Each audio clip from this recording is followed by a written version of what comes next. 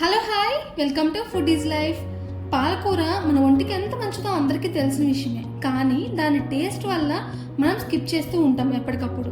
So అలా కాకుండా ఇప్పుడు నేను చెప్పినట్టు పాలకూర ఉల్లికారం ఒక్కసారి ట్రై చేయండి, మీకు ఇది ఖచ్చితంగా ఫేవరెట్ అయిపోతుంది. మీరు ఈజీగా కూడా దీన్ని తినచ్చు అనమాట, చేసుకోవచ్చు కూడా. సో ఫస్ట్ ప్రాసెస్లోకి వెళ్ళిపోతే 2 ఫ్రెష్గా ఉన్న పాలకూర కట్టలను తీసుకున్నాను. వీటిని శుభ్రంగా కడిగేసి చిన్న చిన్న ముక్కలుగా కట్ చేసుకుని పక్కన పెట్టుకోండి.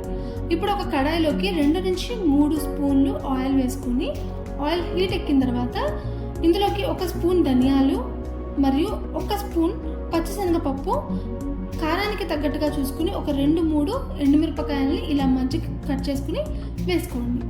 లో ఫ్లేమ్లో పెట్టుకుని వేయించుకుంటే మంచి అరోమాతో పాటు మంచి టేస్ట్ కూడా వస్తుంది కర్రీకి. సో ఇలా వేయించేసుకున్న తర్వాత దూరగా వేగిన తర్వాత వీటిని ఒక ప్లేట్లోకి కానీ బౌల్లోకి కానీ ట్రాన్స్ఫర్ చేసి పెట్టుకోండి. చల్లారేంత వరకు పెట్టుకోండి పక్కన. సో మళ్ళీ అదే కడాయిలోకి ఇంకొక స్పూన్ ఆయిల్ వేసుకుని మీడియం సైజులో కట్ చేసుకున్న ఉల్లిపాయ కొంచెం పెద్దదైతే 1 వేసుకోండి, చిన్నవైతే 2 వేసుకోండి. ఇలాగ ముక్కలుగా కట్ చేసుకుని ప్యాన్లో వేసుకుని వేయించుకోవాలి. ఆనియన్స్ కలర్ చేంజ్ అయ్యి ట్రాన్స్పరెంట్లోకి వచ్చేంత వరకు ఖచ్చితంగా వేయించుకోవాలి. ఈ లోపల వేయించుకున్న ఆనియన్స్ని పక్కన పెట్టేసి మనం ఫస్ట్ వేయించుకున్న పోపు చల్లారిపోయింది. సో దీన్ని మిక్సీ జార్లోకి ట్రాన్స్ఫర్ చేసుకుని మెత్తగా మనకి పొడిలాగా మిక్సీ పట్టుకోవాలి. ఇలాగా పొడి పట్టుకున్నాం కదా, దీనిలోకి మనం వేయించుకున్న ఉల్లిపాయల్ని ముక్కల్ని వేసుకోవాలన్నమాట. సో ఇప్పుడు ఈ 2 కలిపి మనం మిక్సీ చేసుకోవాలి. కొంచెం నీళ్ళు పోసుకుని పేస్ట్ లాగా చేసుకుని పక్కన పెట్టుకోండి. తర్వాత అదే కడాయిలోకి ఇంకొక స్పూన్ ఆయిల్ వేసుకుని ఇప్పుడైతే మనం పోపుని ప్రిపేర్ చేసుకుందాం. అదే అండి తాలింపు. సో ఇందులోకి పచ్చిశనగపప్పు, ఆవాలు, జీలకర్ర వేసేసి ఇవి కొంచెం వేగిన తర్వాత ఇందులోకి ఒక 3-4 వెల్లుల్లిపాయ రెబ్బల్ని సన్నగా కట్ చేసుకుని వేసుకోవాలి. ఇప్పుడు ఇవన్నీ కూడా వేయించుకుంటూ ఉండాలి, లో ఫ్లేమ్లో పెట్టుకుని వేయించుకోండి. తర్వాత ఇందులోకి ఫ్రెష్గా ఉన్న ఒక కరివేపాకు రెబ్బని తీసుకుని కడాయిలోకి యాడ్ చేసుకుని వేయించుకోవాలి ఇది కూడా. సో మనకి ఈ వెల్లుల్లిపాయ, కరివేపాకు, పోపు వేయడం వల్ల మంచి టేస్ట్ అయితే వస్తుంది. సో తర్వాత ఇవన్నీ వేగిపోయిన తర్వాత మనం ఆల్రెడీ కట్ చేసి పెట్టుకున్న పాలకూర ఉంది కదా, సో దాన్ని ఈ కడాయిలోకి అయితే వేసేసుకోవాలన్నమాట. నేను ఇక్కడ 2 కట్టలు చిన్నవి పాలకూర అయితే వేసుకుంటున్నాను. సో దీనికి తగ్గట్టుగానే నేను ఇంగ్రీడియంట్స్ అన్నీ కూడా చెప్పాను. సో మీరు ఎలా ప్రిపేర్ చేసుకుంటున్నారో దానికి తగ్గట్టుగా చూసుకుని తీసుకోండి. సో పాలకూర అనేది మనం బాగా మగ్గించుకోవాలి. ఇక్కడే మనకి పాలకూర కర్రీ అనేది టేస్ట్ చాలా మారుతుంది.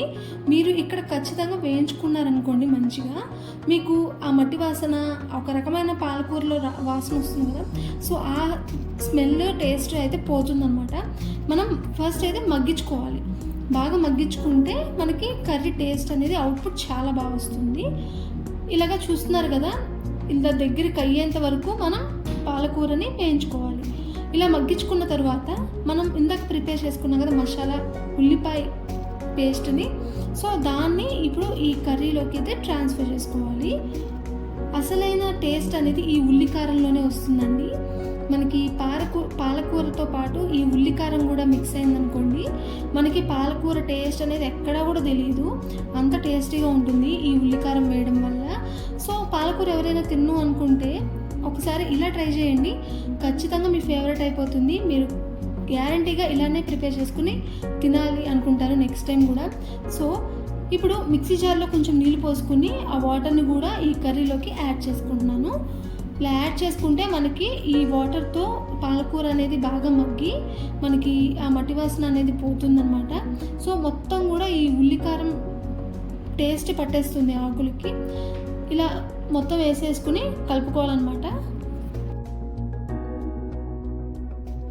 కూర అంతా కలిసిపోయి కాస్త దగ్గర పడిన తర్వాత ఇందులోకి చిటికెడు పసుపు, రుచికి సరిపడా చూసుకుని ఉప్పు, కారాలు వేసుకుని అన్నీ కూడా బాగా మిక్స్ అయ్యేటట్టు కలుపుకోవాలి. ఇంకా మనం ఎటువంటి మసాలాలు కూడా వేయాల్సిన అవసరం లేదండి, ఇది యాక్చువల్గా బాగుంటుంది. మనం ఆల్రెడీ ధనియాలు, వెల్లుల్లిపాయ ముక్కలు అన్నీ కూడా వేసుకున్నాం కదా, సో ఎటువంటి డౌట్ లేకుండా ఈ కర్రీ అయితే ఖచ్చితంగా అందరికీ నచ్చి తీరాల్సిందే. సో ఇంకెక్కువ మసాలాలు అవన్నీ వేసేసినా కానీ కూర అయితే స్పాయిల్ అయిపోతుంది.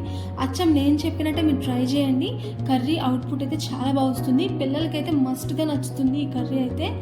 ఉల్లికారం పెట్టి మనం ఇలా పాలకూర ఎప్పుడైనా చేసుకు తిన్నామంటే చాలా టేస్టీగా చాలా బాగుంటుంది. సో ఇంకెందుకు ఆలస్యం, మీరు కూడా ట్రై చేయండి.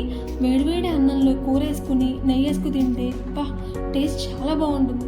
మీరు కూడా ట్రై చేసి తిని ఎలా వచ్చింది అనేది కమెంట్ చేయడం మర్చిపోవద్దు. అండ్ అలాగే మీ ఫ్రెండ్స్ అండ్ ఫ్యామిలీ మెంబర్స్ కూడా ఈ వీడియోని షేర్ చేయండి, వాళ్ళు కూడా టేస్ట్ చేస్తారు ఎలా ఉంది అనేది. అండ్ అలాగే నా ఛానల్ సబ్స్క్రైబ్ చేసుకోవడం మర్చిపోవద్దు ప్లీజ్.